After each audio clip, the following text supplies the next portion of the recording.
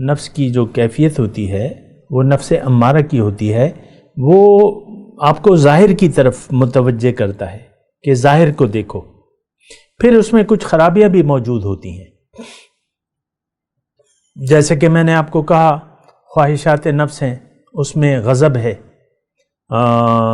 یعنی آپ کو غصہ آتا ہے مثال کے طور پہ، یا کبر ہے، بڑائی۔ انسان آپ دیکھ لیں اپنی ایگو جو ہے وہ انسان قربان کرنے کے لیے تو تیار نہیں ہوتا۔ انسان کی اپنی ایگو ہے، کبر، حسد ہے، بغض ہے۔ اعوذ باللہ من الشیطان الرجیم، بسم اللہ الرحمن الرحیم۔ اللہم صلی علی سیدنا محمد معدن الجود والکرم وآلہ وسلم۔ سامعین و ناظرین اکرام، السلام علیکم ورحمۃ اللہ وبرکاتہ۔ آج کا ہمارا موضوع یہ ہے کہ تزکیہ نفس کی اہمیت۔ دیکھیں، تزکیہ نفس کی بہت زیادہ اہمیت ہے، بلکہ میں اگر مختصر طور پہ کہوں تو قرآن کے حساب سے اصل چیز جو ہے وہ تزکیہ نفس ہے۔ تزکیہ نفس جس نے بھی کر لیا، اللہ تعالیٰ فرماتا ہے وہ کامیاب ہو گیا۔ اصل میں ہم ایسے ایک غافل معاشرے میں رہ رہے ہیں کہ جس کو تزکیہ نفس کی اہمیت کا پتہ نہیں ہے، نہ یہ پتہ کرنا چاہتا ہے۔ یہ معاشرہ ایک غافل معاشرہ ہے، لوگ سوئے ہوئے ہیں، لوگ بے جان ہیں، تقریباً مردہ کی کیفیت ہے کہ جیسے کہ مردے کو اپنا کچھ پتہ نہیں ہوتا، اسے غسل بھی دوسرے لوگ دیتے ہیں اور وہ بے حس و حرکت پڑا رہتا ہے۔ کبھی دیکھا ہے آپ نے مردے کو؟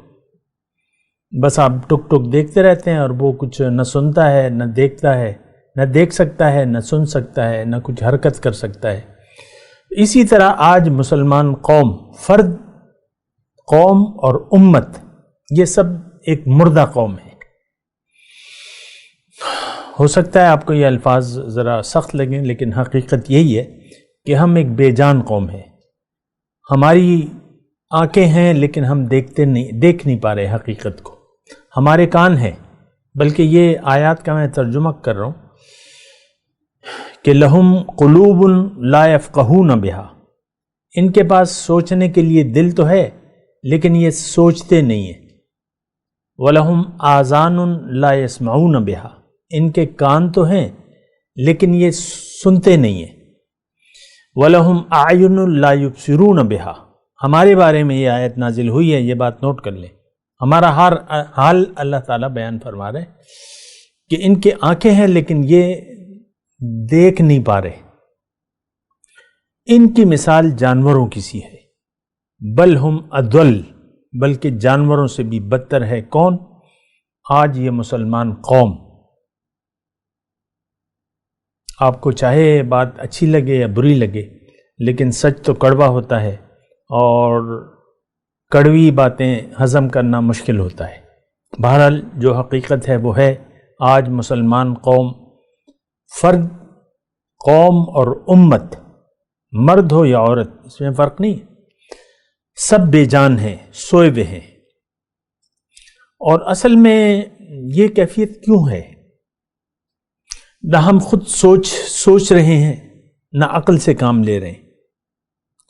اچھا، دوسری بات یہ ہے کہ ہم نے ظاہر کو حقیقت سمجھ لیا ہے، دنیا کو اصل حقیقت سمجھ لیا ہے، پھر ساری ہماری خواہشات بیدار ہو گئی ہیں دنیا کے لیے۔ آپ دیکھ لیں اپنے بچوں کو، آپ دنیا کے لیے، دنیا کمانے کے لیے اور دنیا برتنے کے لیے تیار کرتے ہیں۔ آپ کا خود بھی یہی حال ہے کہ آپ ظاہر کے لیے زندہ ہیں۔ آپ اپنی پریشانیوں کو تو دیکھ لینا، آپ اپنی خوشیوں کو دیکھ لیں، پریشانیوں کو دیکھ لیں، اور آپ اپنے امیدوں کو دیکھ لیں، آپ نے جو مستقبل کے منصوبے باندھے ہوئے ہیں اس کو دیکھ لیں۔ ان سارے کا تعلق جو ہے وہ ظاہر سے ہے اور دنیا سے ہے۔ اللہ تعالیٰ نے اپنے نبی کو ہدایت کی ہے، فَأَعْرِضْ عَمَّنْ تَوَلَّىٰ عَنْ ذِكْرِنَا وَلَمْ يُرِدْ إِلَّا الْحَيَاةَ الدُّنْيَا، اے نبی ان لوگوں سے اپنی رحمت کی نظر ہٹا لیجئے جو پھر گئے میری یاد سے، اور اب یہ نہیں چاہتا صرف دنیا ہی کی زندگی اس کا مدعا ہے۔ آج ہمارا مدعا جو ہے زندگی گزارنے کا وہ صرف ظاہر ہے۔ ہماری زندگی ظاہر کے لیے وقف ہے، ظاہر کے لیے ہم جی رہے ہیں، اور جینا چاہتے ہیں، باطن پر ہمارا یقین نہیں ہے، اور باطن کی جو واحد حقیقت ہے وہ تو اللہ تعالیٰ کی ذات ہے، اس کو ہم نے بھلا دیا ہے بحیثیت مقصود حیات، محبوب واحد، مطلوب واحد اور معبود کے۔ آج اللہ ہمارا معبود نہیں ہے، ہمارا معبود جو ہے وہ خواہشات نفس ہیں۔ بہرحال یہ سوچنے کی باتیں ہیں ساری، لیکن میں آپ کو یہ بتاؤں کہ تزکیہ نفس کی اہمیت میں آپ کو بیان کر رہا ہوں۔ دیکھیں اللہ تعالیٰ ہمارا خالق ہے، اس نے ہر چیز کی کامیابی کا جو راز ہے اس کی ذات میں سمو دیا ہے۔ یہ تو رب العالمین ہے، خالق و کل شیء، ہر چیز کا پیدا کرنے والا۔ لیکن آپ یہ محسوس کریں، دیکھیں کہ ہر چیز کی جو معراج ہے وہ اس ہستی میں اللہ تعالیٰ نے چھپا دی ہے۔ مثال کے طور پہ شہد کی مکھی ہے،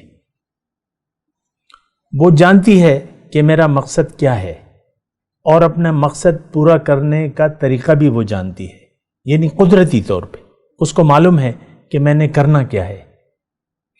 جو نکھٹو مکھیاں ہوتی ہیں، آپ کو معلوم ہے یا ہونا چاہیے کہ وہ موت کے گھاٹ اتار جاتی ہیں چھتے میں، نکھٹو جو کچھ کام نہیں کرتی۔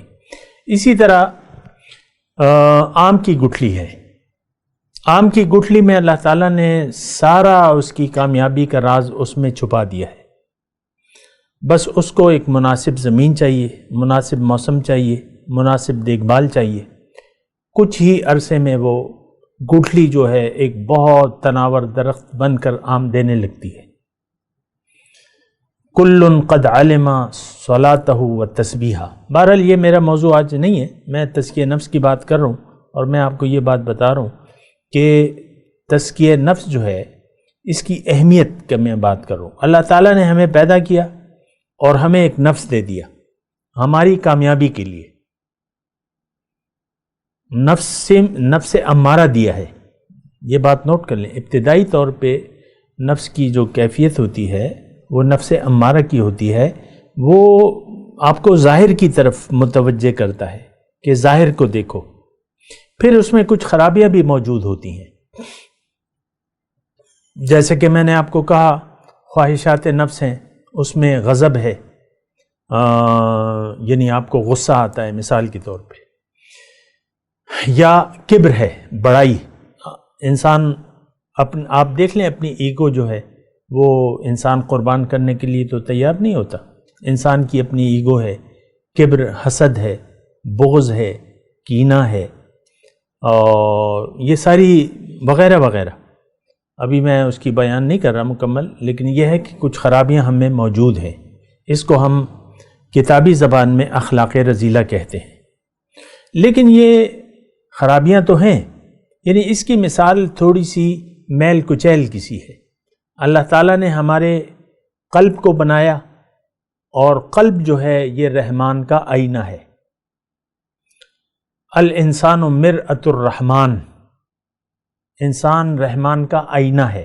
یہ قلب جو ہے، یہ آئینہ قلب جو ہے یہ رحمان کا آئینہ ہے، اس میں اللہ کا نور جو ہے وہ جلوہ گر ہوتا ہے۔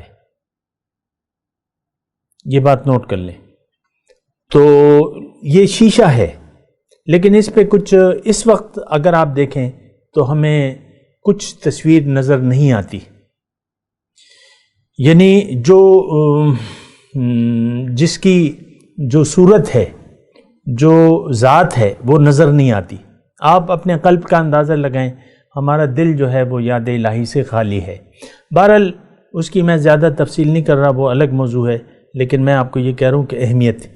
تو قلب پہ اللہ تعالیٰ نے کچھ تھوڑی سی گند مل دیا ہے، پھر ایسا گند نہیں ہے کہ وہ صاف نہ ہو سکے۔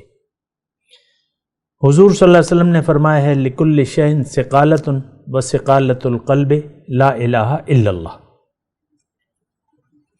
ہر چیز کی صفائی کے لیے ایک آلہ ہوتا ہے۔